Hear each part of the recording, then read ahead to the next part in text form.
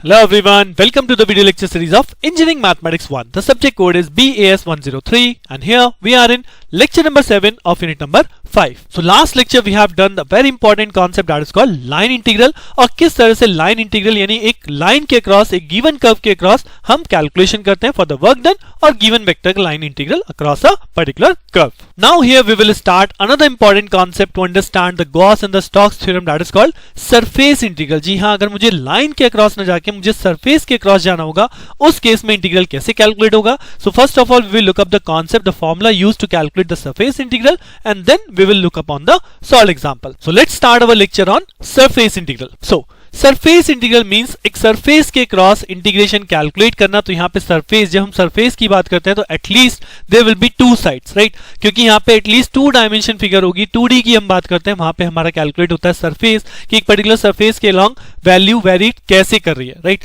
So here that's why the double integration involve. और अगर given vector का surface integral calculate करना है so that is equivalent to double integration F vector dot N cap dot ds, where ds जो यहाँ पे return है that is the formula given as dx dy divided by n cap dot k cap.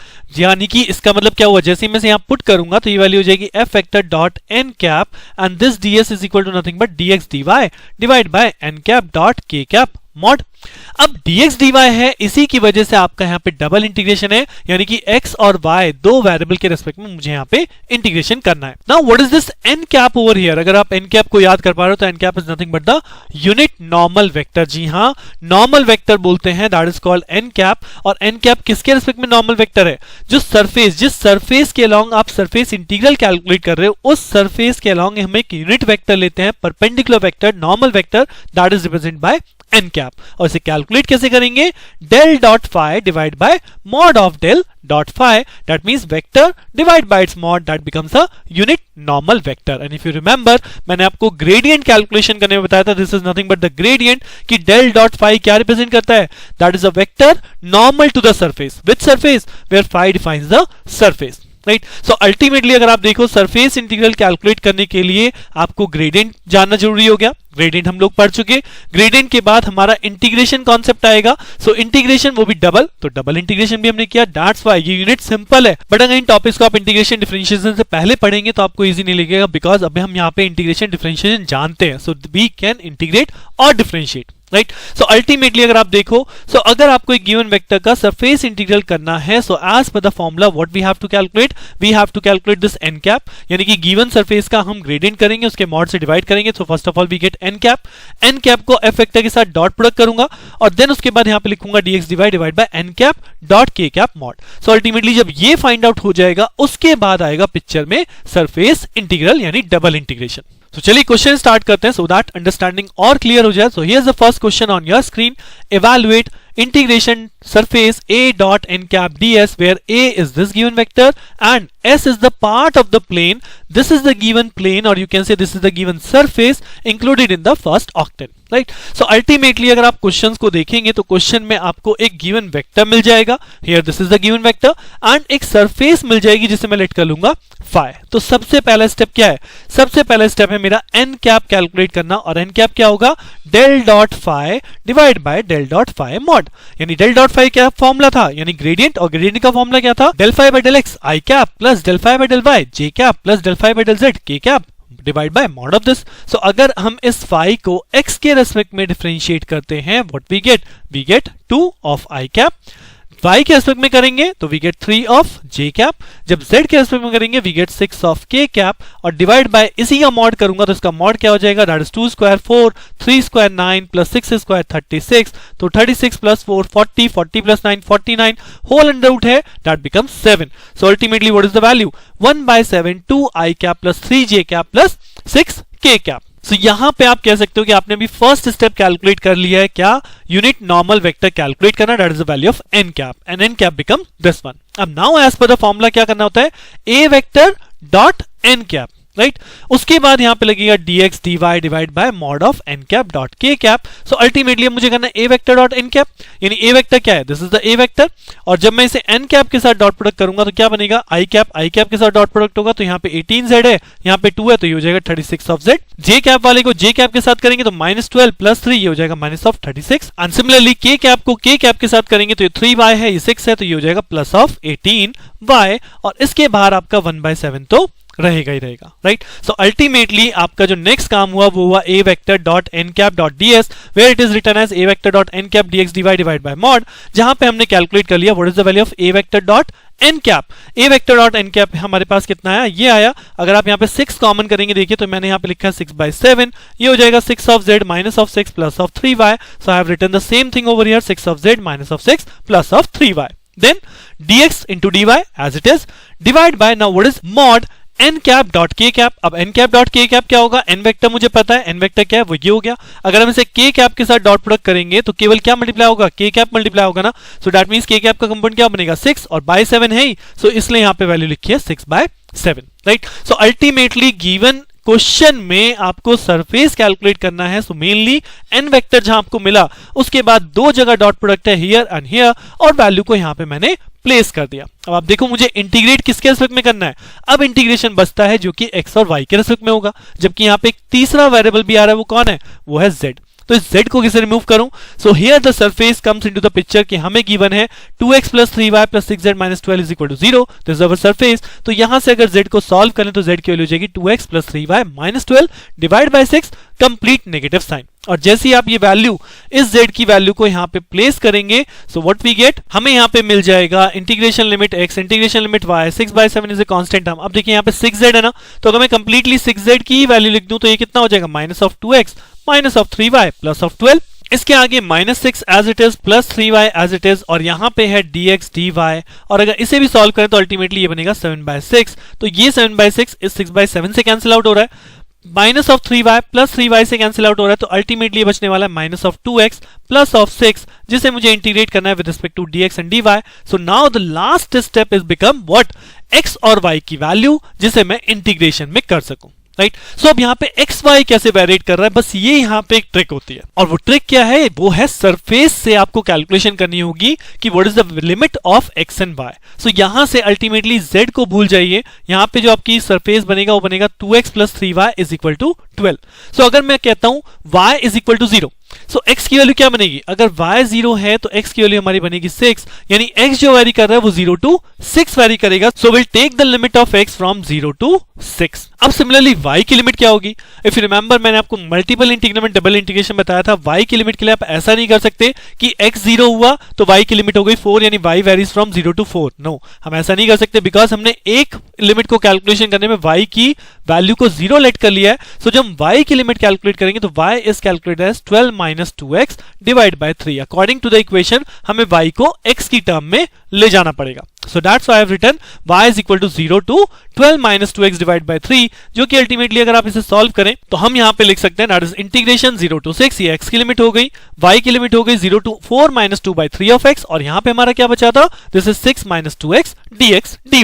Now finally अब इस expression को integrate करना है, और आप देख सकते हो y की लिमिट क्योंकि x में वेरी करी तो पहले इंटीग्रेशन किसके रेस्पेक्ट में होगा, पहले इंटीग्रेशन y के रेस्पेक्ट में होगा। So here 6 minus 2x is a constant term, dx के साथ रख देंगे जिसमें आपकी इंटीग्रेशन लिमिट हो जाएगी 0 to 6, और दूसरा इंटीग्रेशन हो जाएगा 0 to 4 minus 2 by 3 of x, जिसे हमारा करेंगे y के रेस्पेक्ट में। तो जैसे आप इंटीग्रेशन को सॉल्व करेंगे इसका इंटीग्रेशन वैल्यू क्या हो जाएगी y, और y की लिमिट लगेगी 0 to 4 minus 2 by 3 of x, तो अल्टीमेटली यहाँ पे हो जाएगा 6 minus 2x multiplied by 4 minus 2 by 3 of x, और dx जिसको सॉल्व करना है 0 to 6। सो मल्टीप्लाई करेंगे, we got this expression 24 minus 12 of x plus 4x square by 3। Ultimately अब इसे इंटीग्रेट कर लीजिए विद रिस्पेक्ट टू x, क्या बनेगा 24 of x minus 12 of x square by 2 plus 4 by 3 is a constant term, x square का हो जाएगा x cube by 3, जिस पे लिमिट पुट होगी 0 to 6। सॉल्व कीजिए and check whether you are getting 24 और not, right. So ultimately concept क्या है, कॉन्सेप्ट है कि हमें गिवन वेक्टर को पहले n कैप कॉल करना पड़ेगा, n कैप के साथ डॉट प्रोडक्ट करूंगा तब तो कैलकुलेट होके आएगा मेरा a vector dot n cap, then dx dy मतलब अब ये इंटीग्रेशन कन्वर्ट होगा सिंपल डबल इंटीग्रेशन में, जहां पे आपको लिमिट ढूंढनी है with the help of surface. जैसे ही आपने लिमिट अप्लाई करी you will get the final result. चलिए, आई होप आपका कुछ कॉन्फिडेंस बिल्डअप हुआ होगा। कॉन्फिडेंस को और बेटर करने के लिए let's start this another question. Evaluate integration surface yz I cap plus zx j cap plus xy k cap dot ds cap where s is the surface of the sphere and is the given surface, right? So ultimately देखिए फिर से same question, surface integral calculate करा रहा है। What we have given a vector, so let us suppose this is given vector is f vector and the given surface is phi that is x square plus y square plus z square minus a square. तो सबसे पहला concept क्या था, सबसे पहले हम calculate करते हैं जी हाँ n cap unit vector normal to the surface by the formula del dot phi divide by mod of del dot phi।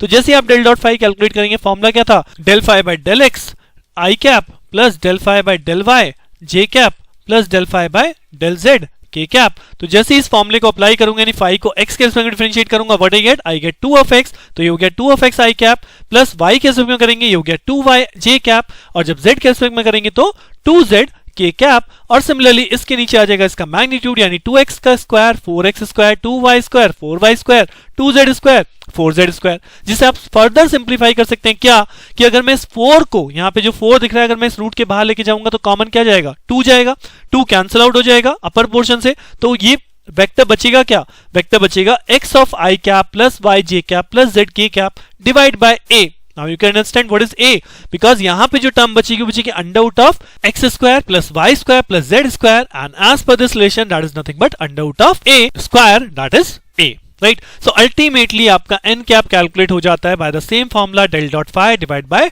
del dot phi mod। So this is our n cap vector. अब अगर n कैप मिल गया तो this is our given vector, ये था हमारा f vector, इस f वेक्टर का डॉट प्रोडक्ट कर देंगे n कैप के साथ। तो जैसे हम डॉट प्रोडक्ट करेंगे i कंपोनेंट i के साथ डॉट प्रोडक्ट होगा तो ये क्या बनाएगा, ये बनाएगा xyz प्लस j कंपोनेंट के साथ मल्टीप्लाई होगा फिर से बनेगा xyz, और k कंपोनेंट के साथ मल्टीप्लाई होगा फिर से बनाएगा xyz। डिवाइड में क्या है, डिवाइड में आपका a ही है, so that becomes what, that becomes f vector dot n cap. इसे सॉल्व करें तो ये हो गया 3xyz by a, right. So as per the formula हमें कैलकुलेट करना था surface integral, and surface integral says f dot ds is equal to f dot n cap dx dy divide by mod n cap dot k cap. f dot n cap अभी हमने calculate किया, that is what 3xyz divide by a, dx dy अपनी जगह पे रहेगा, and what is n cap dot k cap, हमने n कैप calculate किया, अगर मैं इसी को k कैप के साथ डॉट प्रोडक्ट करूंगा तो k डॉट प्रोडक्ट होगी क्या बचेगा z, और अपॉन ए तो रहेगा ही, यानी n cap dot k cap become z by a। So this is our value जो हमने एज पर द फॉर्मूला सारी की सारी कैलकुलेट करी, यहाँ पे पुट कर ली। नाउ इसमें से कुछ कैंसिल आउट हो रहा है, बिल्कुल हो रहा है, a से a कैंसिल आउट हो रहा है, z से z कैंसिल आउट हो रहा है, तो that means this integration holds 3 of xy dx and dy। अब आप देख सकते हो लास्ट क्वेश्चन के अंदर हमें यहाँ पे z को सब्स्टिट्यूट करना पड़ा था by the given surface, but यहाँ पे मुझे कोई z सब्स्टिट्यूशन नहीं करना, बिकॉज x और y की टर्म में ही वैल्यू बची है और x y के रिस्पेक्ट में ही इंटीग्रेशन करना है। So what is the next step, next step required, what is the limit for x and y, और लिमिट कैलकुलेट करने के लिए this is our given surface जहां पे x square plus y square plus z square is equal to a square है, तो फिर से यहां से z स्क्वायर को अगर हटा दूं तो क्या बचेगा, x square plus y square is equal to a square. So if I let y is equal to 0, y is equal to 0 is the lower limit, so x कहां तक जाएगा, x जाएगा a तक, यानी x की value 0 to a very करा देते हैं, तो y की वैल्यू कहां से कहां वेरी करेगी, 0 to under root of a square minus x square, right. The same thing कि मैंने y को कांस्टेंट करके x की लिमिट को कैलकुलेट किया, बट मैं y को x में वेरिएबल बना रहा हूं, गॉट इट। अब आपके पास लिमिट आ चुकी है, इंटीग्रेशन आपके सामने लिखा है, सिंप्लीफाई इसे सॉल्व करना है, और वो सॉल्व होके क्या होगा, thrice of 0 to a 0 to under root of a square minus x square then xy dy dx। अब यहाँ पे किसके रिस्पेक्ट में इंटीग्रेट पहले करेंगे, एब्सोल्युटली जी हाँ y के रिस्पेक्ट में करेंगे, बिकॉज y की लिमिट किसकी टर्म में आ रही है, x की टर्म में, तो जैसे इसे y के रिस्पेक्ट में इंटीग्रेट करेंगे क्या बनेगा, इंटीग्रेशन हो जाएगा 3 आपका कांस्टेंट है, limit of x as it is, y के रिस्पेक्ट में करना है तो x ऑफ dx को मैं यहां लिख देता हूं, और y का इंटीग्रेशन हो जाएगा y स्क्वायर बाई 2, जिसमें आपकी लिमिट लगनी है 0 to under root of a square minus x square. तो जब y में लिमिट पुट करेंगे अपर तो ये हो जाएगा a square minus x square, 0 put करने पे 0 ही हो जाएगी, सो अल्टीमेटली ये वैल्यू हो जाएगी thrice of 0 to a and then x multiply by what, x multiply by a square minus x square by 2, और इसे हमें करना है x के रेस्पेक्ट में इंटीग्रेट। सो इंटीग्रेट करने के लिए क्योंकि यहाँ बाई पार्ट दिख रहा है तो इसे मल्टीप्लाई कर लीजिए, तो ये एक टर्म बन जाएगी a स्क्वायर x और एक टर्म बन जाएगी माइनस ऑफ x क्यूब, और दोनों के अपॉन में 2 है, तो ये अब आपका इजिली इंटीग्रेट हो सकता है विद रिस्पेक्ट टू x। और इंटीग्रेशन क्या होगा, अगर a स्क्वायर x के लिए करेंगे a square x square by 2 और x क्यूब का इंटीग्रेशन हो जाएगा x टू पावर 4 बाय 4। अब इसके अपॉन में जो 2 था वो हम बाहर लिख सकते हैं कि पूरे के बाहर हो गया 3 बाई 2, और इस पर लिमिट लगनी है 0 टू a। तो जब आप लिमिट सॉल्व करेंगे जीरो वाली वैल्यू तो जीरो ही कर देगा, बट जब a अपर लिमिट रखेंगे तो ये क्या हो जाएगा 3 बाई 2, और यहाँ पे हो जाएगा a square into a square, यानी कि हो जाएगा a to power 4 divide by 2 minus इसमें रखेंगे तो ये हो जाएगा a to power 4 divide by 4, जिसे हम फर्दर सॉल्व कर सकते हैं and will find the last result is 3a to the power 4 divide by 8 is the final answer. Right, तो क्वेश्चन लेंथ में जरूर बड़े लगते हैं, बट कॉन्सेप्ट पे फोकस कीजिए कि अल्टीमेटली कॉन्सेप्ट आपको क्या लेना है। f dot ds is equal to f dot n cap dx dy, formula याद रखेंगे, जैसे ही आपको हर एक स्टेप याद आ जाएगा कि कैसे कैसे कैलकुलेशन करना है, and then finally you have to calculate the double integral, that is surface integral. So with this your surface integral concept is now over. Next lecture मिलेंगे जहां पे बात करेंगे वॉल्यूम इंटीग्रल। So मिलते हैं नेक्स्ट लेक्चर में, thank you.